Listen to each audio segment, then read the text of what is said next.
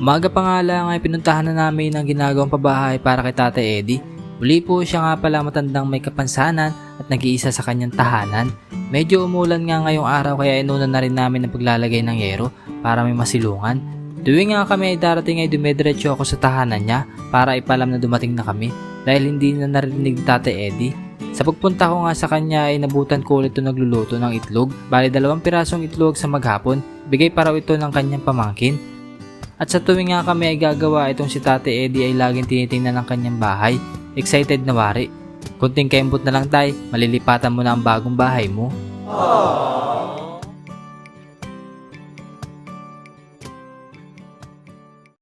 So yun mga babayan, magandang umaga. So day 3 ng paggawa ng bahay ni Tate Eddie. So yan. At nalagyan na po namin ng sunggab. Yung pinakang kusina niya. Nagamasa na naman ni Tate Eddie ito. Ginagamasa niya lagi kapag tapos naming magawa ng bahay. Lalagyan niya ng tanim yan. Ayan. May insulation na rin. So lalagyan na rin namin insulation yan pagkatapos nalagyan ng maayos lang yung paglalagay ng yero. At maglalagay na rin ng dingding. Dito yung pinakang pintuan niya. Tapos lalagay pa rin dito ng bintana. At medyo masama po ang panahon. Maulan. Pero hindi naman ganun kalakas. So ayan, nakabili na rin tayo ng buhangin. Para sa magiging kusina. Bali-anim na sako. Ayun, sakto yun sa pinakang kusina ng tatay. Lalatagan natin ng simento yun. Kung may usok din sa bahay ni Tate Eddie, mukhang nagluluto siya. Kamustahin ulit natin kung anong ulam niya ngayon. Hoy! Hoy! Hoy! Ano ulam mo? Itlog. Itlog! Sinaing na ikaw. May kanin. Basta yun eh. May kanin ka na. Kanin! Kanin! Ayan, patong ko na itlog. Ha? Yatong ko na sabaw. Sa kanin. Ayun. Tingin daw po, patingin. May init, may init. Pinatula ni tatay yung ayos po yan. Mas masustansya. Siya pa rito eh. Ha? Ako naman ang langis. Opo. Mamantika. Mamantika yan.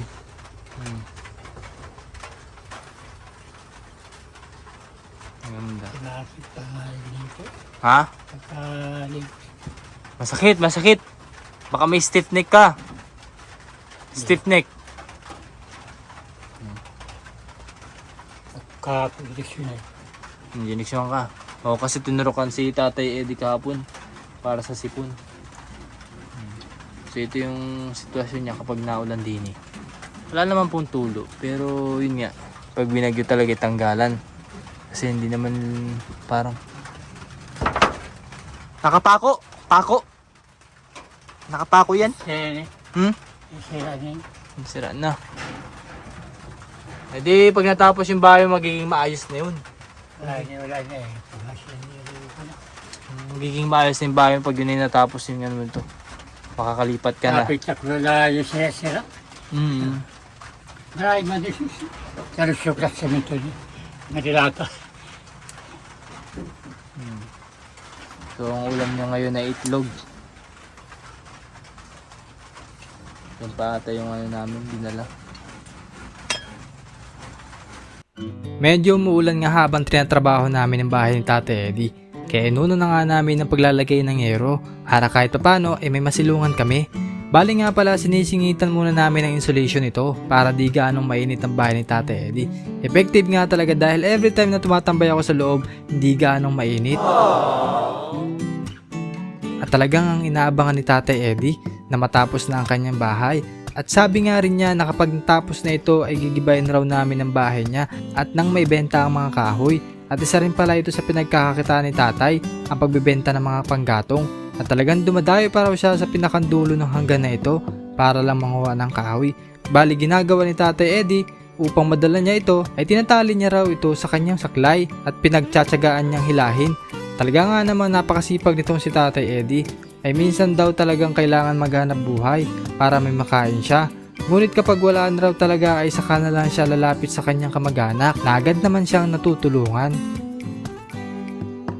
At mismo ako rin ay na-excite na matapos ang bahay na ito. Bukod sa matitirhan na ito ni Tatay Eddie, ay meron na naman po tayong napasayang kababayan natin na sa ganitong paraan po ay mapapadama natin na huwag mawawalan ng pag-asa.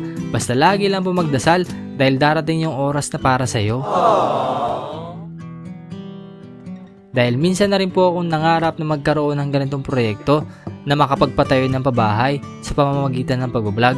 Minsan napakatagal ng proseso pero parte pa rin pala ito ng training natin na kapag ibinigay na sa atin, alam na natin kung anong gagawin.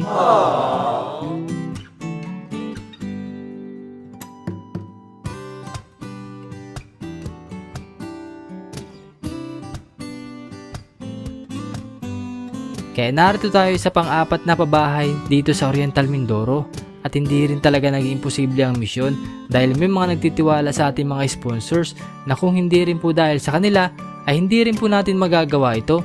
Kaya labis rin po ako nagpapasalamat sa mga sponsors natin na simula una akong pag-vlog at hanggang ngayon ay patuloy pa rin sumusuporta sa ating misyon. Lalong lalo na kay Ma'am Betty. Maraming salamat po.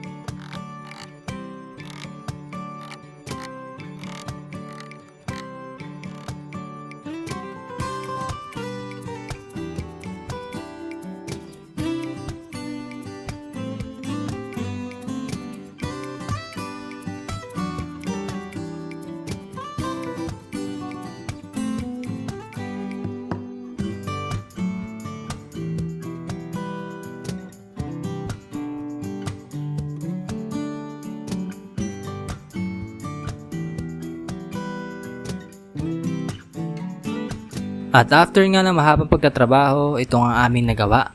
Nasa 80% na ito. At konting kembot na lang pwede na matulugan ito ni Tatay Eddie. At abangan po ninyo mga kababayan ng mga susunod na kabanata. Maraming salamat po sa inyong panonood.